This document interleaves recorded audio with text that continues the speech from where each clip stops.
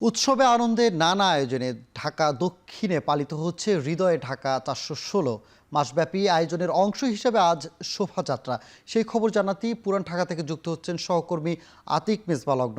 লগ্ন, এই র্যালি সম্পর্কে বিস্তারিত জানাবেন এবং এই র্যালি ঢাকার কোথায় কোথায় প্রদক্ষিণ করবে বিস্তারিত জানাবেন। সানি, র্যালি একদম শেষ পর্যায়ে নগর ভবনে এসে প্রবেশ করছে। সেই প্রবেশ ফটকের সামনে আমরা দাঁড়িয়েছি। আমি আসলে দেখাতে চাই আপনাকে, র্যালি সম্পর্কে জানানোর আগে দেখাতে চাই কতটা উৎসবের আমেজ এখানে চলছে।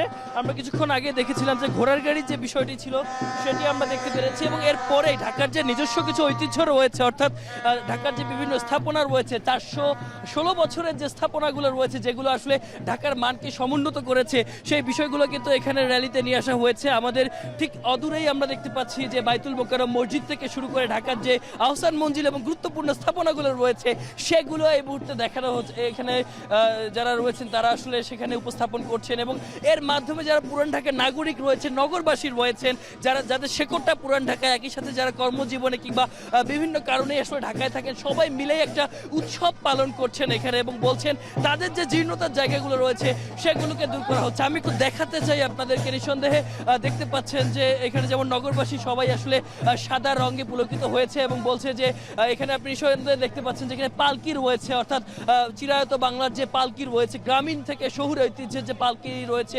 ঐতিহ্যের একটা কি বলবো, ঐতিহ্যের একটা জায়গা রয়েছে। তো সেই জিনিসটি কিন্তু এখন আমরা এখানে দেখতে পাচ্ছি। একই সাথে আমরা বাইতুল মোকাররম মসজিদের কথা বলছিলাম, যেটি ঢাকার গুরুত্বপূর্ণ ঐতিহ্যের জায়গায়। এছাড়া আহসান মঞ্জিল থেকে শুরু করে ঢাকেশ্বরী মন্দির, শহীদ মিনার, অন্যান্য যে স্থাপনাগুলো রয়েছে সিটি কর্পোরেশনের উদ্যোগে, অর্থাৎ ঢাকা দক্ষিণ সিটি কর্পোরেশনের উদ্যোগে দুর্দান্ত সব এখানে আমরা আসলে প্রদর্শনী দেখতে পেরেছি। এবং নগরবাসীরা যারা রয়েছেন, একই সাথে যারা গুরুত্বপূর্ণ স্টক হোল্ডার রয়েছেন, নীতি নির্ধারক রয়েছেন, সবাই বলছেন নতুন প্রজন্মের কাছে শেকড়ের যে আহ্বান রয়েছে, শেকড়ের যে বার্তা রয়েছে, সেই বার্তা ছড়িয়ে দেওয়ার জন্য আজকের এই আয়োজন মূলত করা হয়েছে। একই সাথে নিঃসন্দেহে দেখতে পাচ্ছেন যে ৪১৬ বছরের কথা বলা হয়েছে।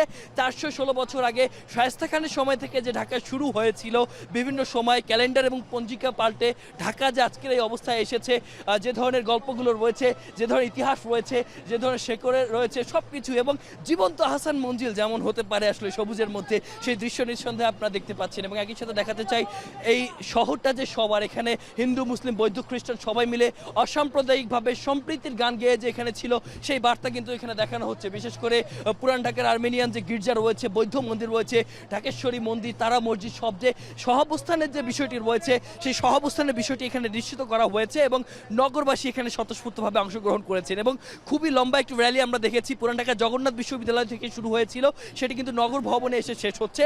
এখানে নগরবাসী যারা রয়েছেন সবাই মিলে স্বতঃস্ফূর্তভাবে অংশগ্রহণ করছে, এবং আমরা যারা আসলে গণমাধ্যম কর্মীরা এখানে উপস্থিত হয়েছি, আমরা নিঃসন্দেহে দুর্দান্ত একটা আয়োজন দেখতে পেয়েছি। সানি, এই ছিল আমার এখান থেকে সর্বশেষ। রাজধানীর গুলিস্তান থেকে সরাসরি যুক্ত ছিলেন সহকর্মী আতিক মেজবা লগ্ন।